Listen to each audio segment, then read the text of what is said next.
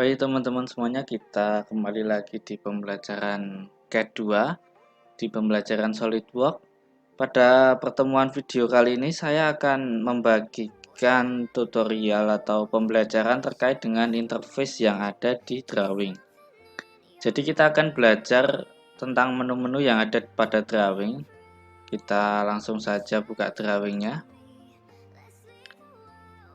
Jadi di drawing itu kita nantinya akan menyeting satuan dan juga menyeting yang lainnya.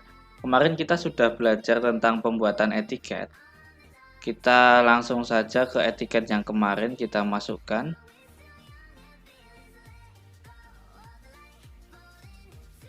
Kita klik OK.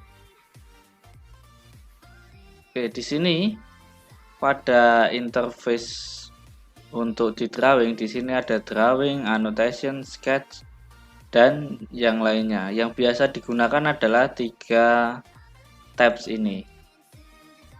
Ada sketch, annotation, dan drawing. Oke, kita coba untuk memasukkan gambar. Kita masukkan gambar melalui view palette atau juga model view. Kita masukkan ke lewat view palette di sini, kita klik, lalu klik titik 3 di sini untuk mencari partnya. Kita cari gambar, misalnya gambar di sini adalah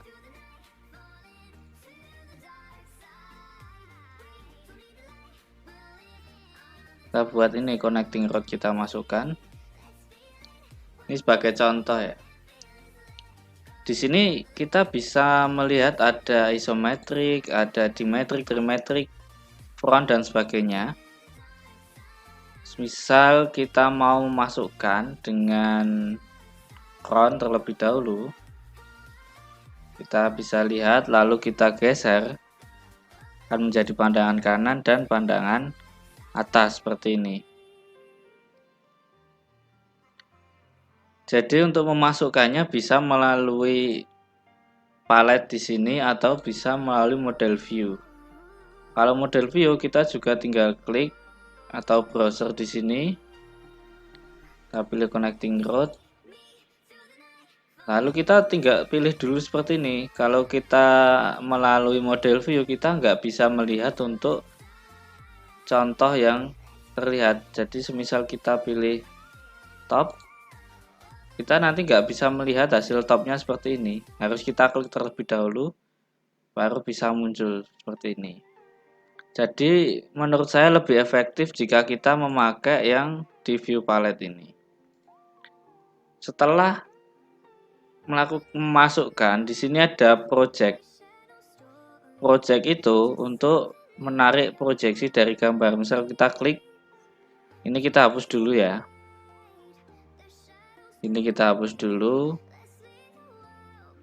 Ini tadi kan adalah pandangan depan. Kita mau buat pandangan atas dan pandangan kanannya, kita buat dari project view seperti ini. Kita klik dannya, lalu kita tarik ke atas, kita tarik ke kanan. Kita juga bisa membuat isometri seperti ini. Ya, tarik ke atas juga bisa. Kita klik di sini, kita kecilkan terlebih dahulu untuk skalanya. Untuk mengganti skala, di bagian bawah di sini ada 1:1. Di sini kita ganti, kita kecilkan 1:2. Oke, kita masukkan di sini 1:2 terlalu kecil, kita user defined, kita buat 1:1,5 saja. Oke, seperti ini untuk tampilan dari drawingnya. Setelah kita masukkan, kita bisa mengedit tampilan dari per drawing ini supaya menjadi displaynya. Kita edit di sini. Ada yang pertama adalah wireframe, berarti terlihat semuanya. Lalu juga ada hidden line, berarti untuk garis hiddennya ada titik-titik. Kalau yang depan tadi garis hiddennya langsung menjadi garis. Lalu ada juga untuk hidden line remove, jadi ini pandangan yang terlihat saja. Lalu ada shaded with edge, yaitu penampilan shaded 3D dengan tetap menampilkan garis. Kalau yang terakhir ini yang mulus, jadi tidak terlihat untuk garis-garisnya.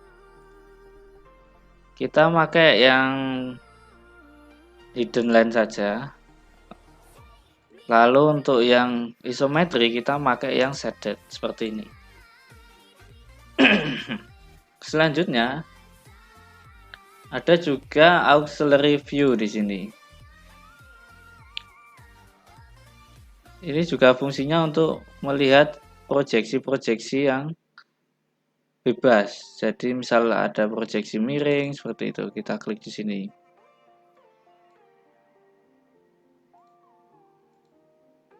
Kita auxiliary, lalu kita klik. Nah, akan jadi seperti ini. Itu adalah fungsi auxiliary. Kita klik di sini dan di sini.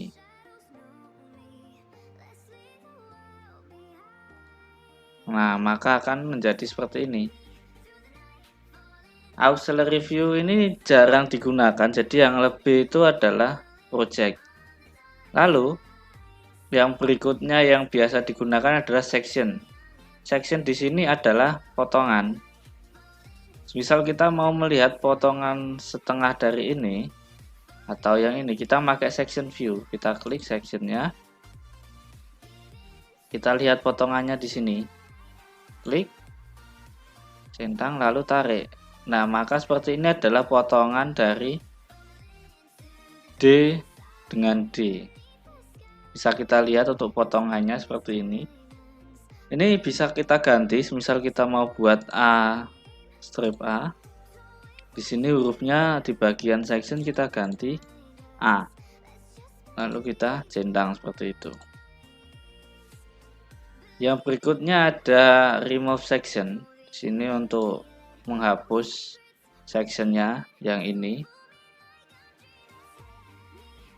Itu biasa jarang digunakan untuk ini. Lalu detail view adalah untuk membuat detail dari dengan memperbesar skala. Misal untuk gambar ini terlalu kecil, ketika kita mau print, kita bisa untuk melakukan detail supaya benda tersebut lebih jelas. Kita buat seperti ini, lalu kita klik bagian ini, kita tarik, maka akan jadi seperti ini. Jadi kita semisal kita susah mau mendimensi ini kecil sekali, kita bisa melakukan detail supaya benda atau potongan tersebut itu menjadi besar seperti ini, dan kita mudah untuk memahami atau dalam kita membaca gambar seperti itu. Lalu ada juga relative view di sini.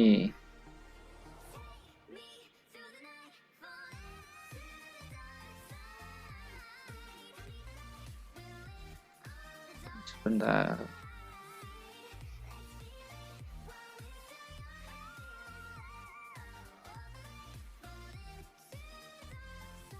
Relative view kita akan masuk ke gambar 3D-nya dengan kita melihat untuk first orientation-nya.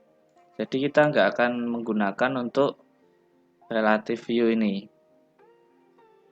Selanjutnya ada standar tree view. Standar tree view ini maksudnya adalah sesuai dengan proyeksi kita. Jadi proyeksi kita itu ada top, front, dan right. Jadi kita akan memakai ini karena kita memakai yang Eropa ataupun Amerika, nanti akan kita gunakan di sini. Misal kita langsung standar tree view, kita ambil gambarnya tadi, maka akan langsung muncul di sini. Seperti itu teman-teman. Lalu ada broken out section. Broken out section di sini bisa kita lihat. Misal di sini fungsinya broken out adalah, lalu setelah kita spline broken out section,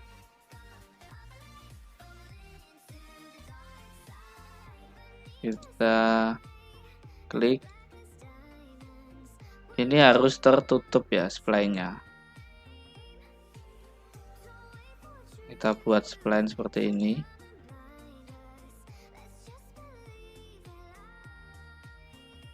Nah, maka akan dengan depth-nya adalah sel ini. Lalu kita centang. Seperti itu adalah untuk broken out section. Break view biasa digunakan di sini adalah semisal benda ini terlalu panjang, kita bisa melakukan break view di sini. Dengan cut, misal kita cut bagian sini dengan sampai di sini. Maka akan jadi seperti ini. Ini biasanya digunakan untuk benda yang sangat panjang, jadi kita akan memotong benda itu, lalu kita dimensi sesuai dengan panjang yang sesungguhnya. Selanjutnya ada crop dan ada yang lain seperti ini. Setelah ada menu drawing, kita juga ke menu annotation. Annotation di sini yang biasa sering kita gunakan yang pertama adalah smart dimension, yaitu mengukur seperti ini. Semisal ini ukurannya modelnya gini, bisa kita ganti ya model pendimensiannya. Ini kan miring, seharusnya kan lebih bagus untuk tegak. Kita misal melakukan dimensi lagi yang lain seperti itu.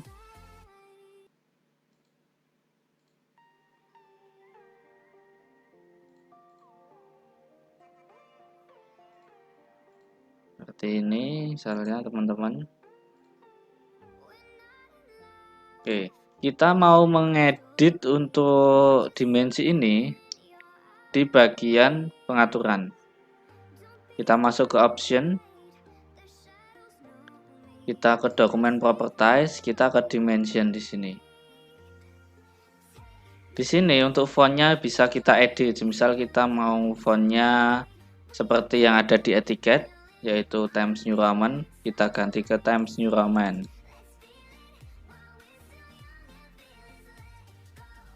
Lalu ini bisa kita buat miring biar lebih bagus, lalu kita oke.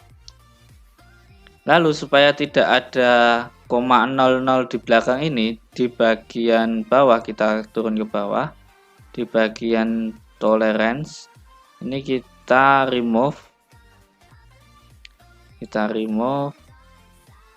ini juga remove, ini juga remove. Oke, sudah seperti ini tinggal kita oke saja.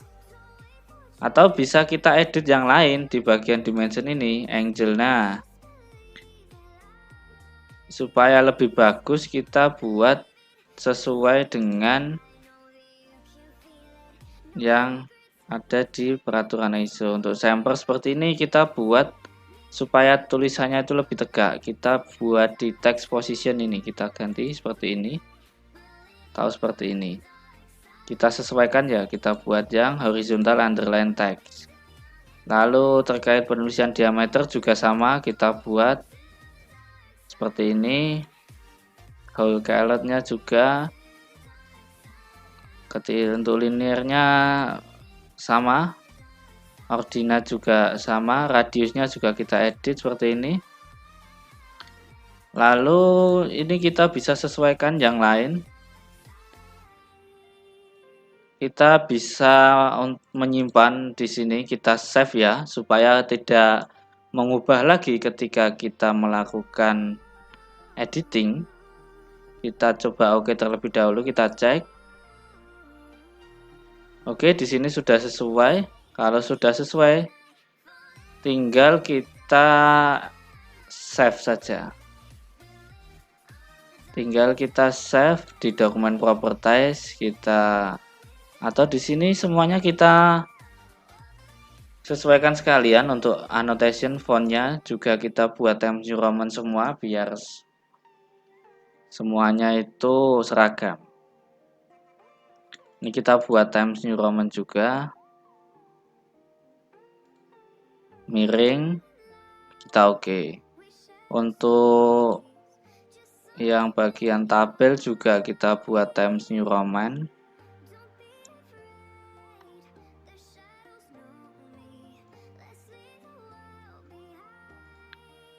miring. Oke, kita cek lagi. Nah, di view ini juga kita buat Times New Roman biar sama, atau kalian mau membuat dengan teks yang lain, font yang lain,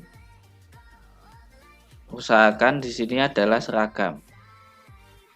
Kita lihat lagi di sini sudah cukup. Oke, kalau sudah kita langsung ke drafting standar, kita save. Kita save supaya ketika kita membuat file baru untuk drawing, kita tidak melakukan modifikasi kembali. Kita save to external file. Kita save-nya di, misal kita taruh di bagian dokumen.